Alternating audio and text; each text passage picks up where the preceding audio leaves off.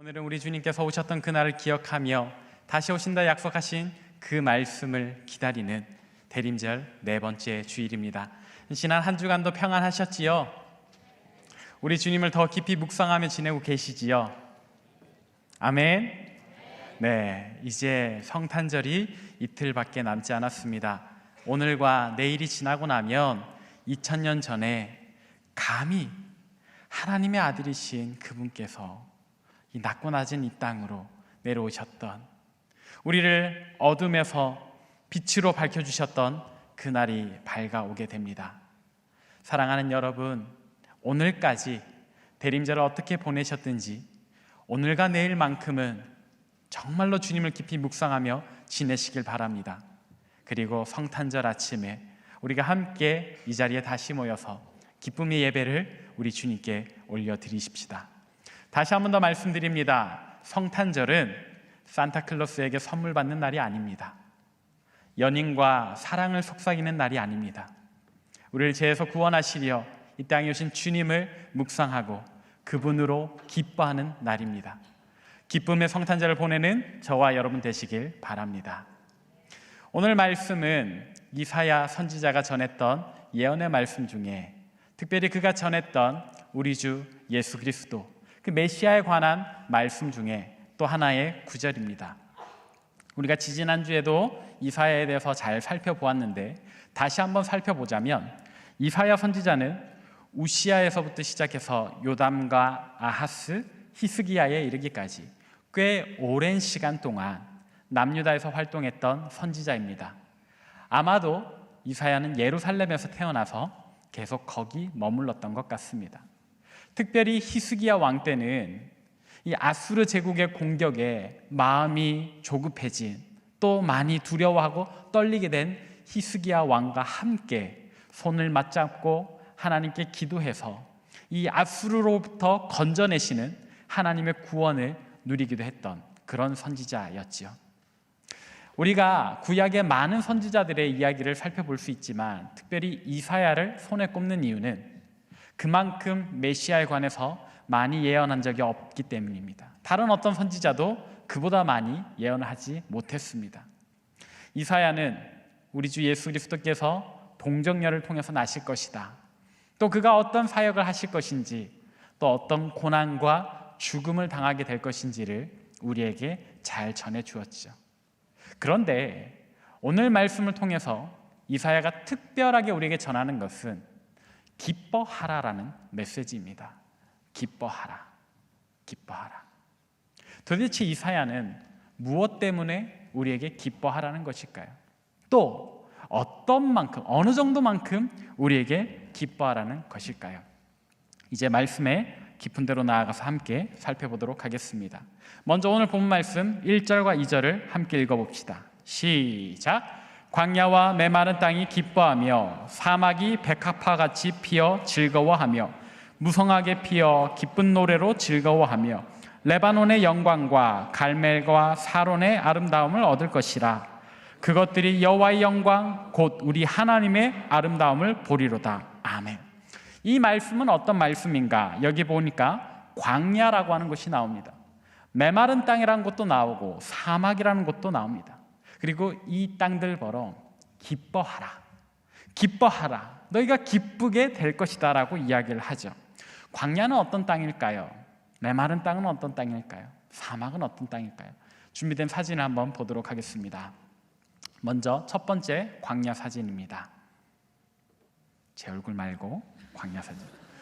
저기 제가 찍었습니다. 네, 2009년도에 제가 이스라엘 성지 순례를 가서 이렇게 광야 사진이 있어가지고, 광야가 있어가지고 그냥 눈앞에 있어서 그냥 찍은 거예요. 잘 찍었죠? 네. 다음 사진 보도록 하겠습니다. 이것도 제가 찍은 건데 좀 잘못 찍어가지고 초점이 흐리네요. 다음 사진이요. 이건 제가 제일 마음에 들어하는 사진입니다.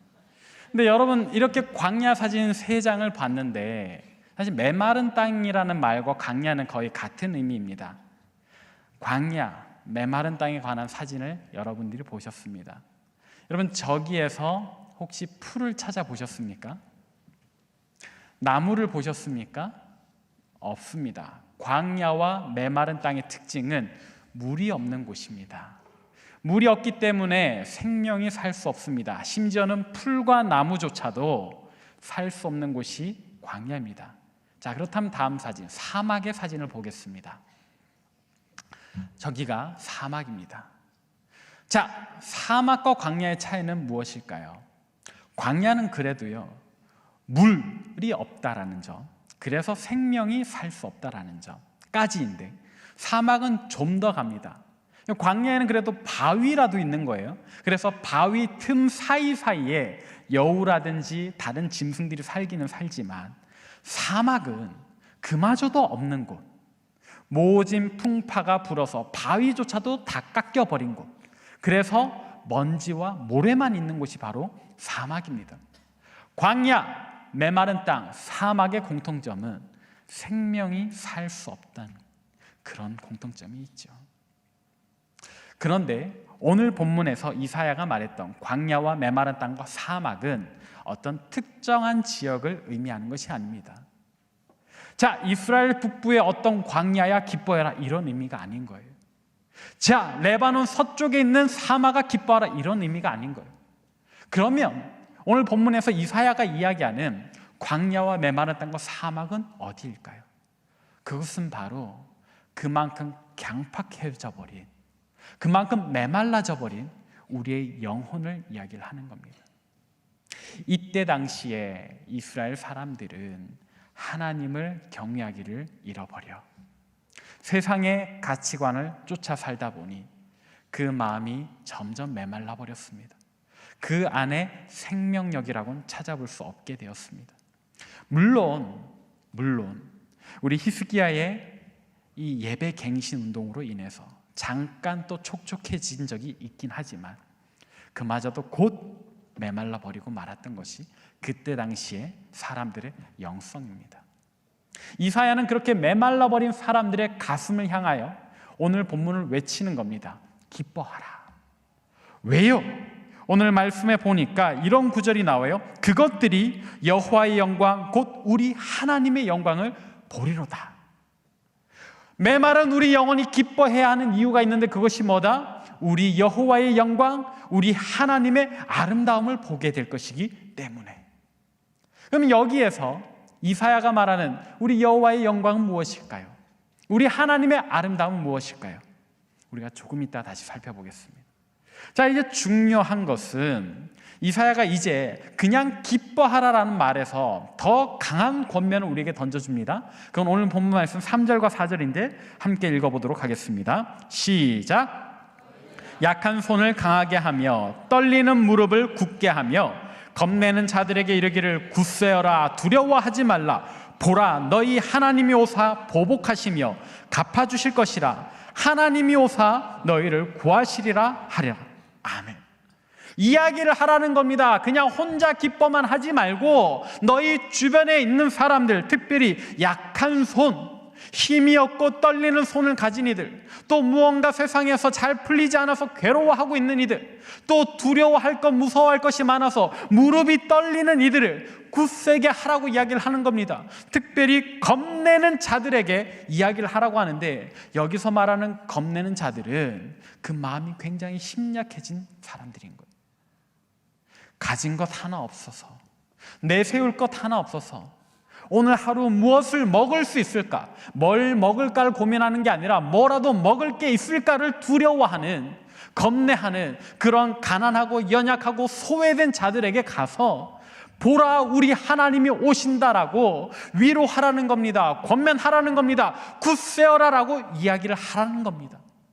오늘 이사야의 권면, 우리에게 그만큼 기뻐하라는 거예요. 정말 기뻐하다 못해 너희 주변에 기뻐할 일이 없어 보이는 이들에게 찾아가서 그들도 함께 기뻐할 수 있을 정도로 권면하라고 하는 이사야의 이야기. 무엇 때문에? 여호와의 영광, 우리 하나님의 아름다움이 우리에게 임하고 우리가 그것을 보게 될 것이기 때문에. 도대체 그 영광이 무엇인가? 도대체 그 아름다움은 우리가 어디서 찾아볼 수 있는가? 이사야는 우리가 그 영광과 하나님의 아름다움을 발견할 수 있는 방법을 또 알려줍니다. 오늘 본 말씀 5절과 6절입니다. 함께 읽어봅시다. 시작. 그때 맹인의 눈이 밝을 것이며 못 듣는 사람의 귀가 열릴 것이며 그때 저는 자는 사슴같이 뛸 것이며 말 못하는 자의 혀는 노래하리니 이는 광야에서 물이 솟겠고 사막에서 시내가 흐를 것임이라. 아멘. 자, 우리 하나님의 영광, 우리 하나님의 아름다움이 우리에게 임할 때는 어떤 육적인 차원의 치유가 일어납니다. 육적인 차원의 치유. 맹인이 앞을 못 보는 사람이 눈을 떠서 다시 보게 된다. 못 듣던 사람의 귀가 열리게 된다. 저는 자가 사슴같이 뛰게 된다. 말 못하는 자의 혀가 노래하게 된다.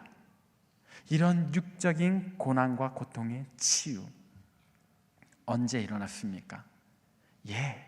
우리 구주 예수 그리스도를 통해서 우리에게 일어났다는 것을 우리는 이미 알고 있지요.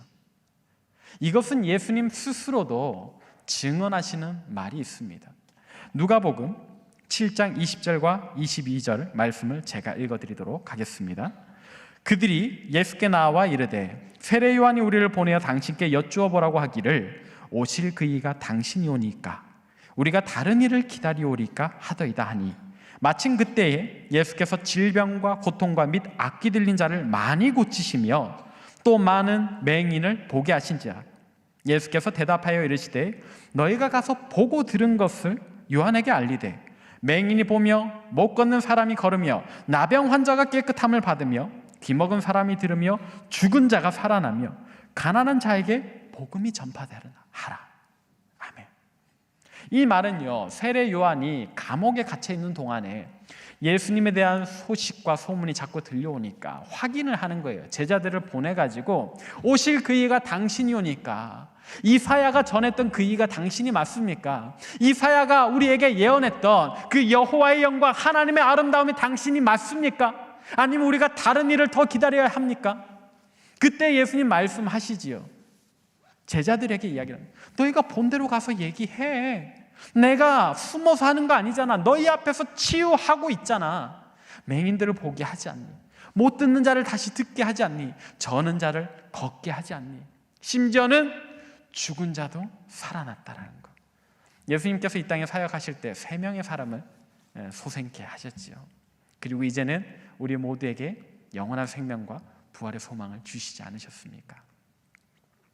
자, 무엇보다도 예수님 말씀하셨던 그 마지막 구절, 가난한 자에게 복음이 전파된다 하라.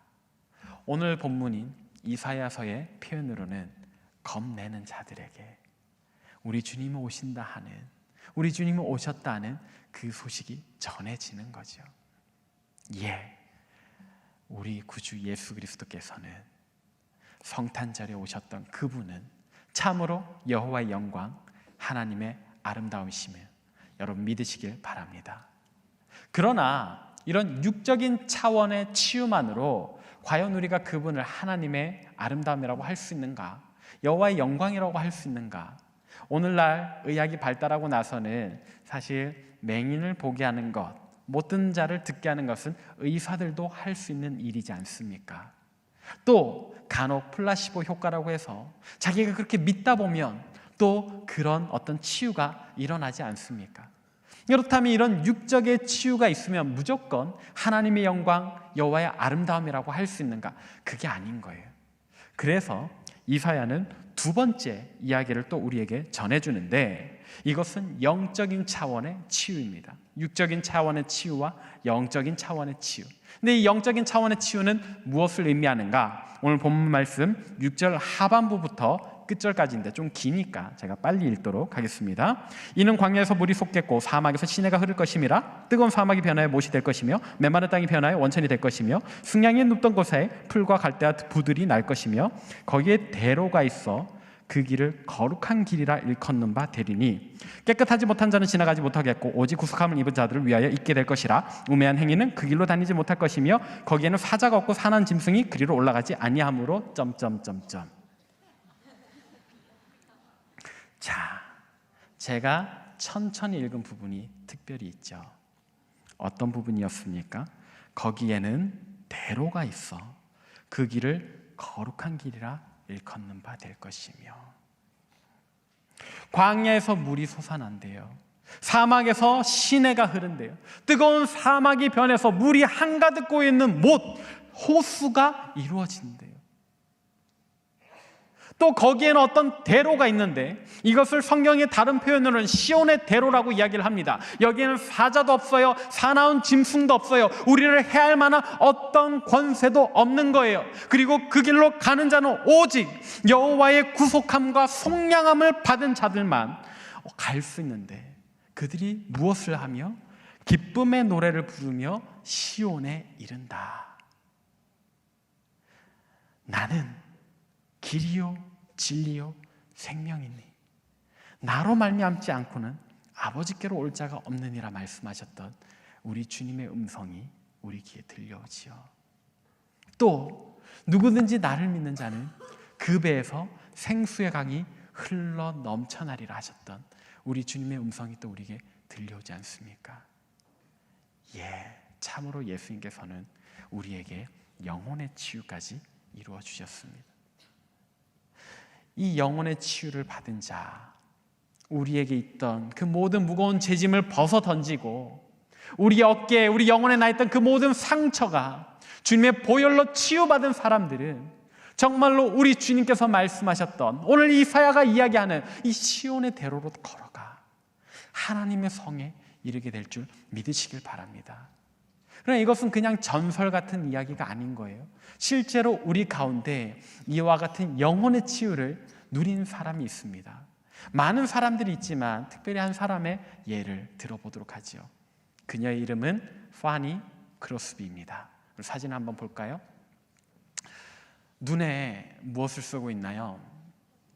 그냥 검은 안경이 아닙니다. 선글라스, 그냥 햇볕을 가리는 용도가 아닌 거예요. 흑백 사진이잖아요. 1800년대에 태어났던 이 여성은 앞을 보지 못하던 맹인이었습니다. 처음부터 맹인으로 태어났던 것은 아니에요. 태어난 지 6주 만에 돌팔이 의사를 잘못 만나서 눈 앞을 못 보게 된 거죠.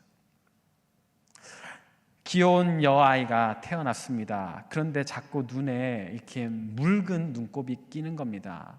부모가 걱정을 합니다. 애가 눈곱이 너무 많이 끼니까. 근데 그때 당시에는 의사란 직업이 많지 않아서 이렇게 조금 의술이 있다 싶으면 이 마을 저 마을로 다니면서 이렇게 순회 치료를 했던 의사들이 있는 겁니다. 그냥 가방 하나 들고 말이죠. 거기에 이름도 성분도 알 수 없는 약품을 넣고서 말이죠. 근데 이 파니 크로스비 눈에서 자꾸 묽은 눈곱이 꼬일 때에 그 마을에 그 돌팔이 의사가 와 있었던 거예요. 부모가 이 아이의 눈에 큰일이 있다 싶어서 비싼 돈을 주고 의사를 데려옵니다. 의사가 데려와서 보더니 별거 아니란 식으로 얘기를 하면서 자기 가방에서 약품을 하나 꺼내 아이의 눈에 넣었는데 그만 아이의 각막이 다 타버리고 만 거죠. 그 때문일까요? 며칠 뒤에 이 파니 크로스비의 아버지도 병을 얻어서 세상을 뜨고 맙니다. 어머니 혼자 가정을 꾸려나갑니다. 자신의 아이는 앞을 못 보는 맹인. 몇 주 되었다고요? 6개월도 아니에요. 6살도 아니에요. 6주 만에. 그 어린아이를 키우면서 그 가정이 얼마나 힘들었습니까? 이 아이의 인생은 분명 메마른 광야, 또 사막과 같은 그런 인생이었을 겁니다.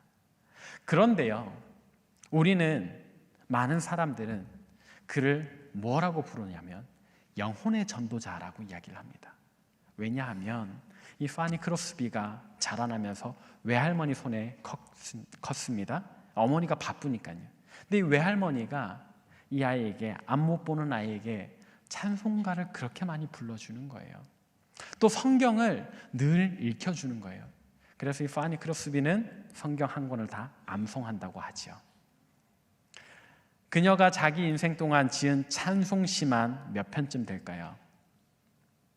어떤 사람은 8,000편, 어떤 사람은 10,000편에 이른다고 합니다. 우리가 가진 성경책은 약 23편의 찬송가, 파니 크로스비가 지은 찬송가가 실려 있습니다.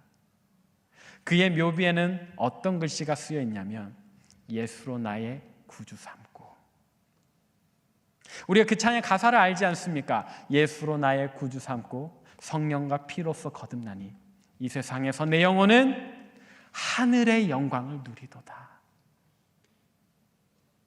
만약 여러분들이 태어난 지 6주 만에 그것도 부모의 잘못 혹은 돌팔이 의사의 실수로 앞을 못 보는 맹인이 되었다라고 생각해 보십시오. 그 인생 얼마나 절규스럽겠습니까? 그 인생 얼마나 한탄스러운 인생이겠습니까? 그러나 그는 앞 못 보는 데서 절망하지 않고 좌절하지 않고 성경을 들려주는, 찬송을 불러주는 외할머니의 음성을 따라 예수를 믿고서, 예수를 만나고서 그 영혼의 치유를 얻은 겁니다. 뿐만 아니라 자기만 그 영혼의 치유를 누리는 그런 기쁨을 누리는 것이 아니라 8,000편에 이르는, 아니 10,000편에 이르는 우리에게, 오늘 21세기 대한민국 땅에 있는 우리에게도 들리는 그 23편의 찬송가를 통해서 겁내는 자들에게, 가난한 자들에게 보라, 우리 하나님의 영광이, 그 아름다움이 임한다는 소식을 전하고 있지 않습니까? 예. 오늘 여러분들의 인생이 얼마나 메마른지 저는 모르지만, 오늘 여러분들 스스로 나의 인생 얼마나 괴로운지, 얼마나 한탄스러운지 당신들은 모를 거야 라며 그 마음속에 얼마나 많은 화를 가지고 있는지 저는 모르지만, 여러분들이 어떤 한탄을 가지고 있든지, 여러분들이 얼마나 절규스러운 그런 광야 같은 삶을 살고 있든지, 우리 주님을 믿으시면 우리 영혼이 치유받고 시온의 대로를 건너 우리 하나님의 영광을 보게 될 줄 믿으시길 바랍니다. 우리 다음 사진 한번 볼까요? 꽃이 핀 사막의 이야기입니다. 저기 밑에 빨간색 부분이 다 꽃입니다. 다음 사진은요, 저 분홍색 부분도 다 꽃입니다. 마지막 사진요, 저거는요 컴퓨터 합성이 아니에요. 아까 제가 광야 사진 3편 보여드렸지요. 그 다음에 사막 사진 보여드렸지 않습니까? 바로 그 사막이 핀 꽃입니다. 2015년 칠레에서 있었던 일입니다. 저 사막의 평균 강수량은요 3mm가 안 돼요. 1년 강수량이 3mm가 안 돼요. 그마저도 7년이나 오지 않았어요. 그러다 2015년 어느 날 하루 만에 7년치 강수량이 내린 거예요. 7년치 강수량 하니까 엄청 많이 내린 것 같죠? 네, 1년 강수량이 3mm인데 7년치 해봐야 21mm지 않습니까? 우리 청주 평년 강수량이 어느 정도 될까요? 재작년에 홍수 났을 때가 120mm가 왔었습니다. 120mm가 와야 그 정도 홍수가 나는 거예요. 근데 겨우 21mm 정도의 비가 내렸는데 저 사막에 저만큼의 꽃밭이 피어오르는 거예요.